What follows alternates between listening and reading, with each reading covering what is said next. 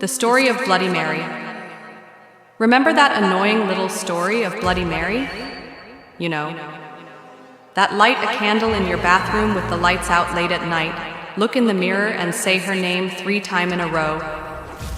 Bloody Mary, Bloody Mary, Bloody Mary, and hope you won't be found dead with your eyes scratched out, or with claw marks all over your body, or the possibility that you will be forever trapped behind the glass of the mirror for all eternity. What a fun and cherry tale. Well, one must wonder where the tale had come from.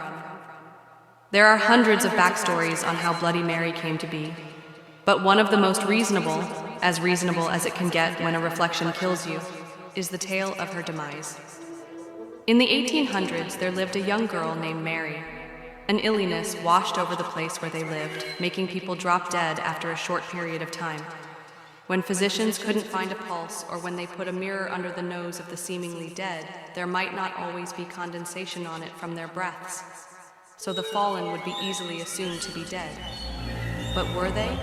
Cases of people who were pronounced dead, but weren't, happened often.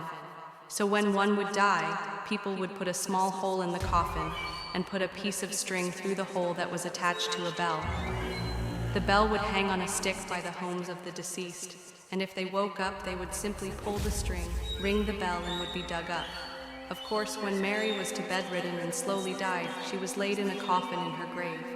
She wasn't to be buried under. Just yet, it would be easier to unnail the coffin she was put away in.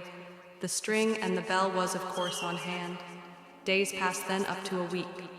Her parents never left the house, wishing with their very being that their sweet Mary would awaken again.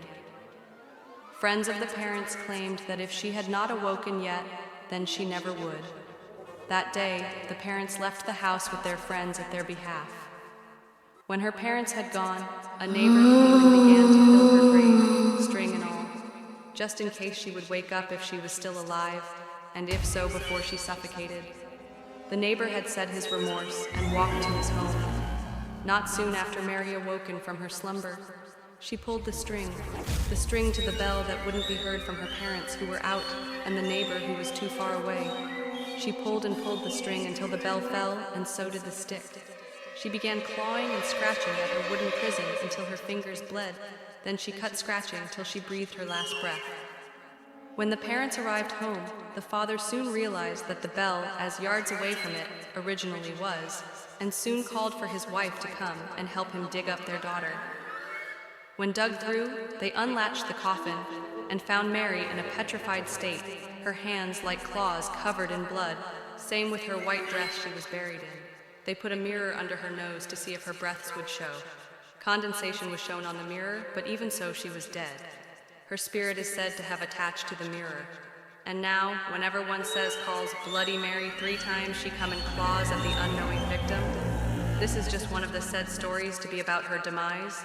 There are plenty, and there might not even be fact behind the year.